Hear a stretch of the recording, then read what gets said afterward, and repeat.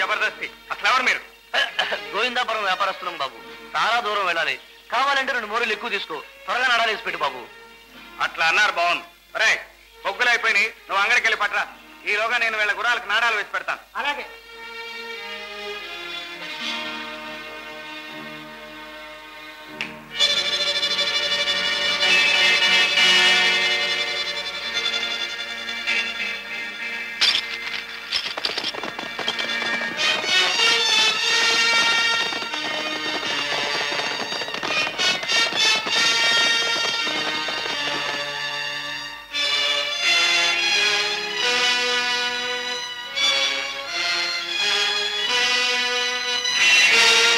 ఎంతమంది ఉన్నారో అందరూ బయట రండి.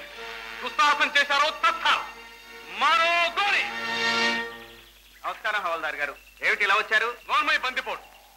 నీ నాటకాలు కట్టిపెట్టు. ఈ హవల్దార్ ఆదిశంకర వరప్రసాదరావు ముందు నీ నక్కవినాయాలు అక్కగరావు. నీ ముఠా అంతా ఎక్కడుందో చెప్పు. ముఠా ఏమిటి, బందిపోటు ఏమిటి, ఆ గుర్రాలేమిటి, ఆ నగర ఎక్కడి నుంచి వచ్చాయి? హవల్దార్ గారు, ఇంతకు ముందే గోవిందాపురం వ్యాపారస్తులు అంటూ ఎవరో వచ్చారు. ఇది వాళ్ళు చేసిన దురాగతం. నా మాట నమ్మండి. సమ్మరం నా వృత్తి, సాహసం సన్మార్గం నా మన ప్రవృత్తి. ఈ అంబాపురంలో ఎవరినైనా అడగండి, నా గురించి చెప్తారు. ఈ దొంగల దోపిడితో నాకు ఎలాంటి సంబంధం లేదు.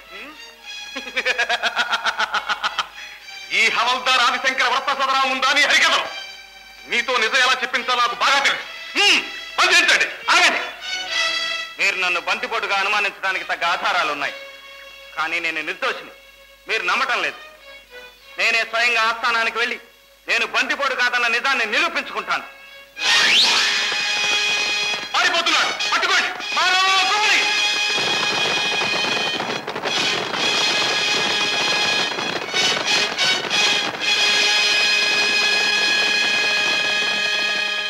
లేదు లేదు లేదు.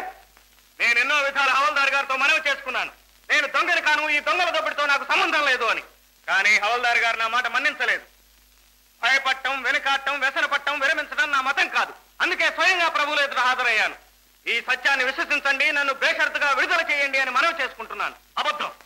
దోపిడీ జరిగిన మరుక్షణమే వెందాడి నేరస్తుని పట్టుకున్నాను. అతని దగ్గర దోపిడీలో కొంత భాగం నగలు, అతనికి తిరిగే గుర్రం చేజిక్కించుకున్నాను. నేరం నిరూపించబడింది. కాబట్టి ఈ బందిపోటు ముఠా నాయకుడిని తగిన రీతిని శిక్షించవలసిందిగా విన్నవించుకుంటున్నాను.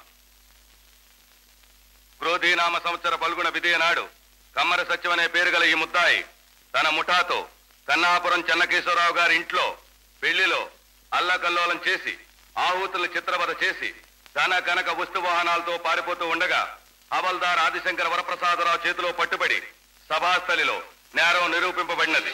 నేరస్తునికి ఆజన్మ కఠిన కారాగార శిక్ష విధించడమైనది.